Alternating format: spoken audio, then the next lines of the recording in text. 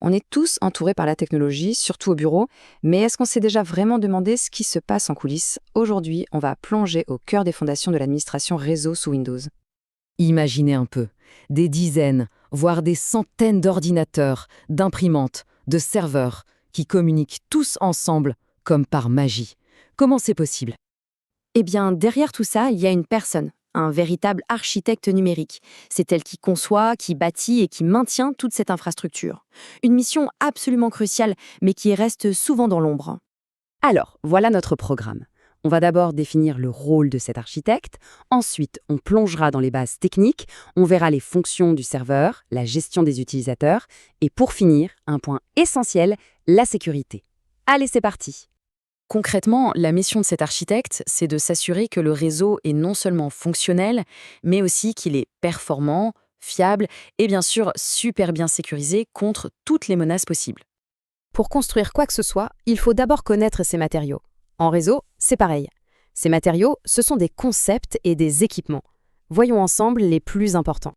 Pour que deux ordinateurs puissent se parler, ils doivent parler la même langue. Le modèle OSI, c'est un peu la grammaire universelle des réseaux. Il décompose toute la communication en 7 étapes, en 7 couches. Chacune a une tâche bien précise pour garantir que les données envoyées par l'un sont parfaitement comprises par l'autre. Chaque appareil sur un réseau a besoin d'une adresse unique. C'est son adresse IP. Le format qu'on connaît bien, l'IPv4, arrive à saturation. Il y en a presque plus de disponibles. C'est pour ça que l'IPv6 a été créé. Avec sa structure beaucoup plus longue, il nous garantit qu'on ne manquera jamais d'adresses, même avec des milliards et des milliards d'objets connectés. Et voici le trio de choc du matériel réseau. D'abord, le switch. Il crée le réseau local, comme celui d'un bureau. Ensuite, le routeur.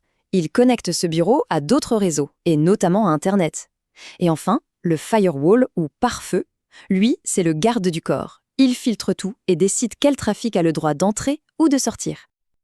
On passe maintenant au cœur du système, Windows Server. Attention, ce n'est pas un Windows comme sur un PC portable, il est conçu pour fournir des services à tout le réseau.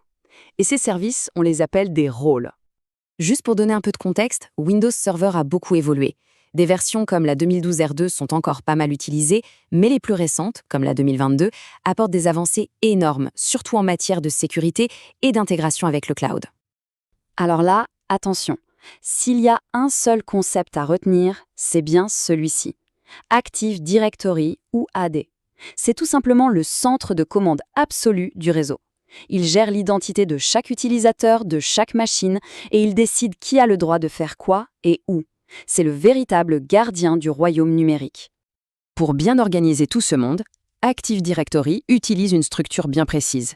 Les unités d'organisation, les UO, sont super importantes. Elles permettent de créer des groupes, comme le département marketing ou le service compta, pour ensuite leur appliquer des règles spécifiques à tous en même temps. Ces deux-là, ils travaillent main dans la main, ils sont inséparables. Quand un ordinateur se connecte au réseau, le DHCP lui donne une adresse IP. Juste après, quand on veut aller sur un site web, le DNS traduit le nom du site en adresse IP pour que le routeur sache où envoyer la demande. Sans eux, pas d'Internet facile.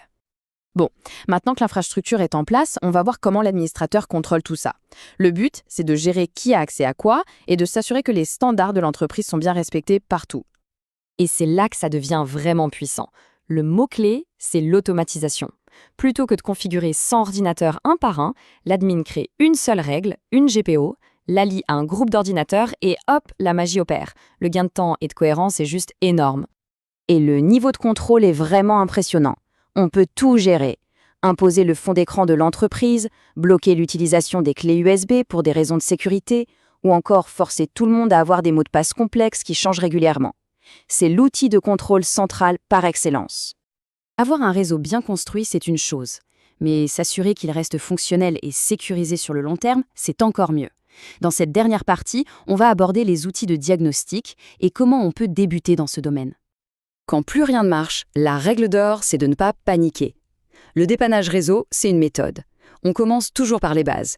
Est-ce que le problème est physique, genre un câble débranché, ou est-ce qu'il est logique, comme une mauvaise configuration quelque part? Voici quelques outils de base depuis la ligne de commande.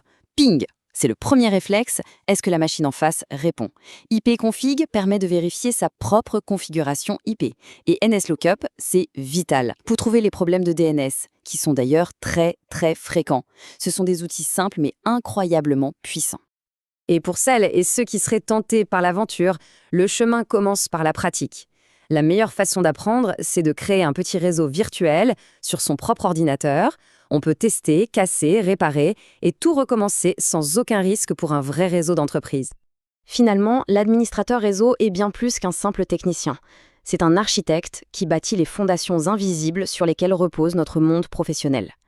La vraie question, c'est qui est prêt à prendre les plans et à commencer à construire?